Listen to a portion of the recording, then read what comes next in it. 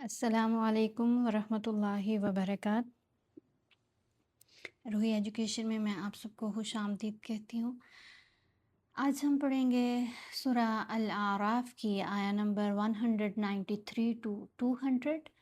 آپ سب سے میری ریکویسٹ ہے ساری ویڈیو خود بھی دیکھیے گا، قرآن کریم سیکھا کیجیے اور صدقہ جاریہ سمجھ کر اس کو دوسروں تک بھی پہنچایا کیجیے، لائک کیا کیجیے، شیئر کر دیا کریں، چینل کو سبسکرائب ضرور کیا کریں۔ اپنے جو بھی سوشل آپ کے پلیٹ فارمز ہیں وہاں پر اس کا لنک ضرور شیئر کیا کریں تاکہ جس کو ضرورت ہو وہ قرآن کریم سیکھ سکے۔ لائیو میں مجھے جوائن کیا کیجیے۔ ڈیلی رات کو 9 بجے دبئی کے ٹائم کے مطابق میں لائیو آتی ہوں، تو مجھے جوائن کیا کیجیے، لائیو قرآن کریم پڑھنا سیکھا کیجیے، ممبرشپ ضرور لیا کیجیے، روحی ایجوکیشن ٹیم کا حصہ بنیے۔ اللہ رب العزت آپ کو بہترین اجر عطا کرے، دنیا میں بھی اور آخرت میں بھی، آمین۔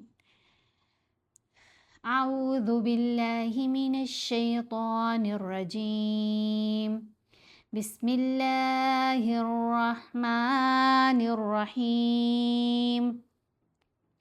ان الذین تدعون من دون اللہ عباد امثالکم فادعوہم فلم یستجیبوا لکم۔ یہاں پر ہم نے پڑھا ان الذین، نون کے اوپر ہم غنہ کریں گے، نون مشدد ہے اس وجہ سے۔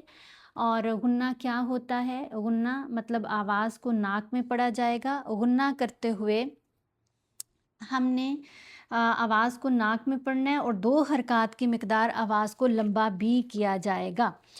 پھر یہاں دال ساکن ہے، اس کے اوپر ہم نے قلقلہ کرنا ہے۔ قلقلہ والے یہ 5 حروف ہیں، ان کا جو مجموعہ ہے وہ کتب جد کہلاتا ہے۔ قلقلہ کا مطلب ہوتا ہے آواز کا ہلنا، آواز میں جنبش یا ارتعاش کا پیدا ہونا۔ تو یہاں دیکھیں دال ساکن ہے، دال ان حروف میں شامل ہے۔ ہم تد اونا نہیں پڑھیں گے، تد، دال کی آواز ہلنی چاہیے، ایکو آواز بنتی ہے، آواز پلٹ کر واپس آتی ہے۔ یہاں بھی دال کے اوپر ہم قلقلہ کریں گے اور یہاں بھی۔ جب قلقلہ والا جو لیٹر ہے وہ لفظ کے اندر آ جائے، درمیان میں آ جائے تو قلقلہ صغریٰ ہوتا ہے، اور جب قلقلہ والا حرف لفظ کے آخر میں آئے، جیسے قد میں دال آخر میں ہے تو یہ قلقلہ کبریٰ، اور جب قلقلہ والا حرف لفظ کے آخر میں ہو اور اس کے اوپر تشدید ہو تو پھر قلقلہ اکبر ہوتا ہے، جیسے بالحق، تو پھر وہ زیادہ آواز ہلتی ہے۔ یہاں پر کون سا قلقلہ ہے؟ قلقلہ صغریٰ۔ ان الذین تدعون من دون اللہ، نون پر اخفا کیا، لفظ اللہ کی لام کو باریک پڑھیں گے۔ جب لفظ اللہ کی لام سے پہلے زیر ہو تو لام کو باریک پڑھتے ہیں، جب لفظ اللہ کی لام سے پہلے زبر یا پیش ہو تو لفظ اللہ میں لام کو موٹا پڑھتے ہیں، اس کو لام جلالیہ کہتے ہیں۔ باقی کسی جگہ پر لام کو موٹا نہیں پڑھنا ہوتا، یہ جو قاعدہ ہے یہ صرف لفظ اللہ کے لیے اپلائی ہوگا۔ من دون اللہ عباد امثالکم فادعوہم فلم یستجیبوا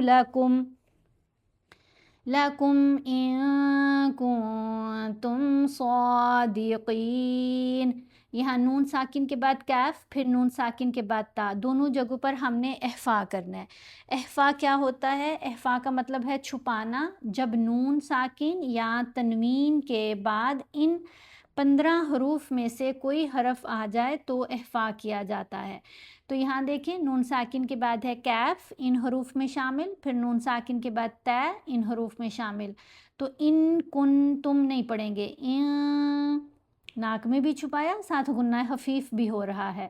ان کنتم صادقین الہم ارجل یمشون بها ام لہم ایدی یبطشون بها۔ ایدن نہیں پڑھنا، ارجلن نہیں پڑھنا، دونوں جگہوں پر یہاں اعینن نہیں پڑھنا، یہ تینوں لائن میں نا اوپر نیچے آ رہے ہیں، یا مشدد آ رہی ہے تنوین کے بعد، تو یہاں یرملون کا ادغام ہو رہا ہے۔ یرملون کا ادغام کہاں ہوگا جب نون ساکن یا تنوین کے بعد ان 6 حروف میں سے کوئی حرف آ جائے. ان حروف کا مجموعہ کہلاتا ہے یرملون، اس لیے اس کو ادغام یرملون کہتے ہیں. نون کی آواز آگے مشدد حرف میں مرج ہو جاتی ہے. ارجلن، لام دو پیش لن میں جو نون ہے وہ یا میں مرج ہوگی. ارجلن یمشون، ٹھیک ہے، ساتھ غنہ کریں گے. را اور لام کے اوپر ادغام کرتے ہوئے غنہ نہیں کریں گے. یا میم واو اور نون کے اوپر ادغام کے ساتھ غنہ کیا جائے گا. یہاں تینوں جگہوں پر یا کے اوپر ادغام آ رہا ہے تو تینوں جگہوں پر ادغام کے ساتھ غنہ ہے. یہاں آپ کو تینوں جگہوں پر ایک علامت نظر آ رہی ہے زا، اس کے اوپر ہم نے وقف نہیں کرنا، وقف مجوزہ ہے، بہتر ہے اس کے اوپر نہ ٹھہرا جائے، یہاں آ کر ہم وقف کریں گے. أَلَهُمْ أَرْجُلٌ يَمْشُونَ بِهَا أَمْ لَهُمْ أَيْدٍ يَبْطِشُونَ بِهَا أَمْ لَهُمْ أَعْيُنٌ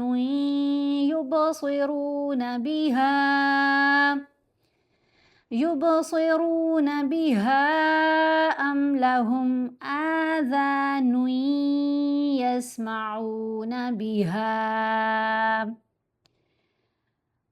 قُلِ ادْعُوا شُرَكَاءَكُمْ ثُمَّ كِيدُونِ فَلَا تُنظِرُونَ.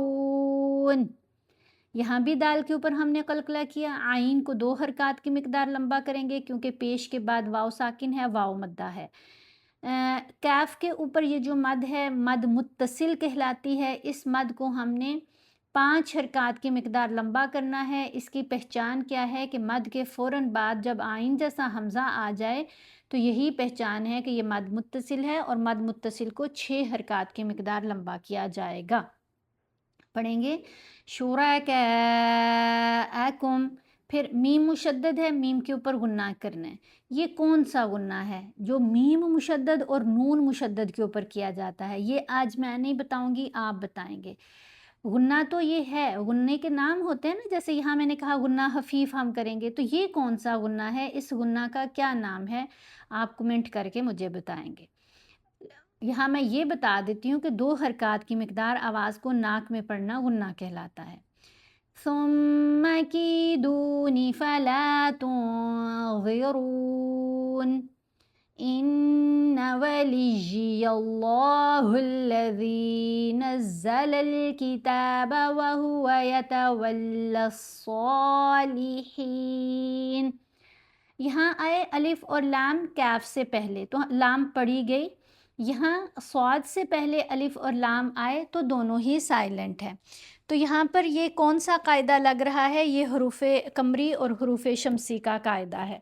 یہ ہیں حروف شمسی جو میں نے ابھی آپ کے سامنے رکھے، اور ساتھ ہی یہ ہیں حروف قمری. حروف شمسی سے پہلے یہ جو حروف شمسی ہیں اوپر والے حروف یہ والے، ان سے پہلے جب الف اور لام 2 حروف اکٹھے آ جائیں تو دونوں ہی سائلنٹ رہیں گے. جیسے یہاں پر ہے صاد سے پہلے الف اور لام آئے، صاد ان حروف میں شامل ہے.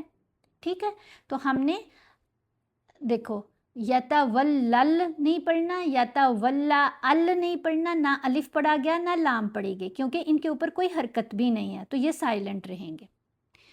اب ساتھ ہی دیکھیں حروف قمری. اب حروف قمری سے پہلے جب الف اور لام آئیں گے تو لام کی آواز پڑھی جائے گی. اس کو ایسے کرتے ہیں. یہاں دیکھیں کیف، کیف اس سے پہلے الف اور لام آ رہے ہیں، لام کے اوپر سکون بھی ہے تو لام ساکن فارم میں پڑھی گئی. حروف قمری سے پہلے جب الف اور لام آئیں گے تو لام کی آواز پڑھی جائے گی. یہاں ہم وقف نہیں کریں گے، ملا کر پڑھیں گے. یہ وقف کا سائن نہیں ہے اوپر، یہ یا پڑھنے کے لیے ہے. إِنَّ وَلِيِّيَ اللَّهُ الَّذِي نَزَّلَ الْكِتَابَ وَهُوَ يَتَوَلَّى الصَّالِحِينَ.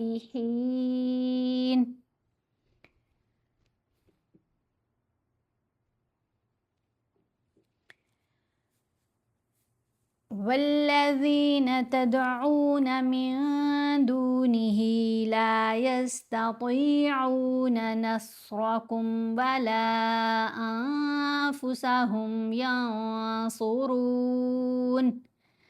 यहाँ भी नून के ऊपर इख्फा किया, यहाँ भी हमने नून के ऊपर इख्फा किया। तो को मोटा पढ़ेंगे, स्वाद को मोटा पढ़ेंगे और रा को भी मोटा पढ़ेंगे। वइन तदऊहुम इलल हुदा ला यस्माऊ। आइन के ऊपर पेश है, साथ वाव साकिन है, ये वाव मद्दा है।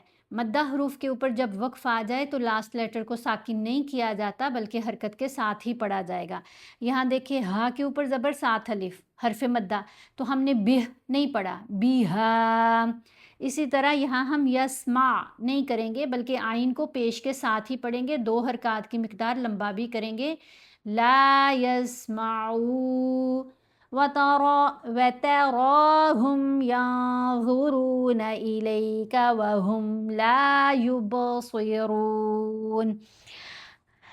ये 7 हरूफ हैं जिनको मोटा पढ़ा जाता है, जो हरूफ मुस्तालिया कहलाते हैं, हमेशा मोटे पढ़े जाएंगे, चाहे इनके ऊपर कोई हरकत हो चाहे ना हो। लेकिन रा इनमें शामिल नहीं है क्योंकि रा में दोनों सिफात पाई जाती हैं, तफहीम की भी तरकीक की भी। इनमें सिर्फ तफहीम पाई जाती है, इनमें तरकीक नहीं पाई जाती। ये जो मुस्तालिया होते हैं ये सिर्फ मोटे पढ़े जाते हैं। रा के ऊपर अगर ज़बर हो या पेश हो तो रा को मोटा पढ़ना है, और अगर रा के नीचे ज़ेर आ जाए तो फिर हम रा को बारीक पढ़ते हैं। लेकिन यहाँ हम इसको मोटा पढ़ेंगे क्योंकि ज़बर आ रही है। यहाँ भी रा को मोटा पढ़ेंगे, पेश आ रही है।